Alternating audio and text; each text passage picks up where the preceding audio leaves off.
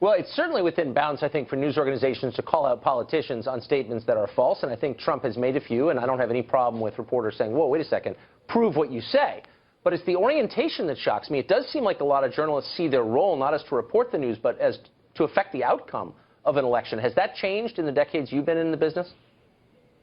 Yeah, but look, I mean, in Britain, for example, we have a very free press, and you have papers which are very obviously partisan to political parties, be on the left and the right. And it's pretty balanced down the middle. There are as many left-wing papers in Britain as there are right-wing.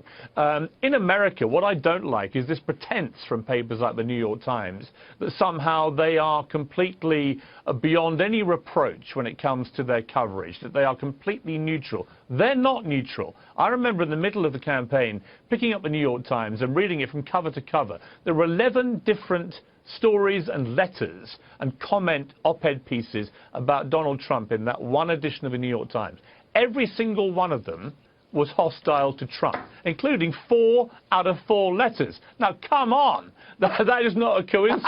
And I think what you're seeing generally here what we're seeing in Britain with the post-Brexit, Britain leaving Europe. Right. And look, I did not vote Brexit. I voted to stay in Europe. I thought it was a mistake. But I've always been of a firm belief you have a free democratic election in a free democracy, be it the Europe referendum in Britain or be it the US election here. And if somebody wins, they win. You have to accept they have won. You have to stop the squealing, the wailing, the teeth gnashing. And what we're seeing in Britain, just as we're seeing in America, is just one of the great hissy fits of modern political times.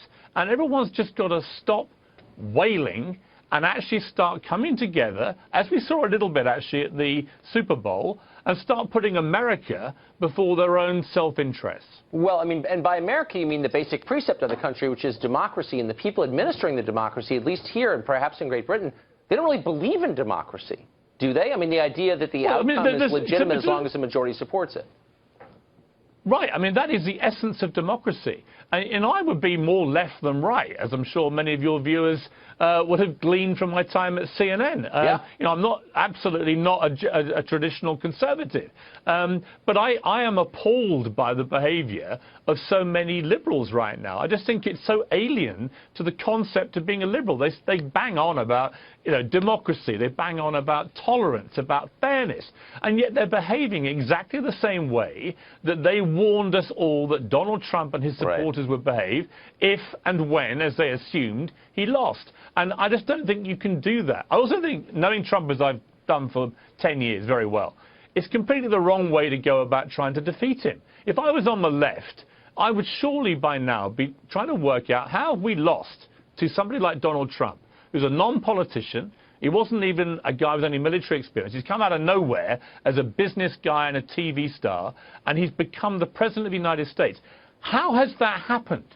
And the reality is that for all the fancy talk about Barack Obama being this wonderful president, actually, in the polls before the election, over 70% of Americans said they were unhappy with the direction of the country. And Hillary Clinton was a terrible candidate who offered nothing new, nothing fresh. And I was doing a documentary series around Florida and Texas throughout last year. I spent a lot of time in those states, and I could feel the Trump phenomenon as it was happening in real time.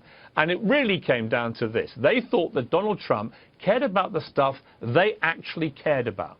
And that's how he managed to resonate. And he won. And he won fair and square. So my message to the left is, if you want to try and beat Donald Trump, then do it democratically and stop trying to delegitimize him. Stop trying to make every tweet, every statement, every comment he says the Armageddon of the world, and just try and apply some rational political common sense to defeating your opponent.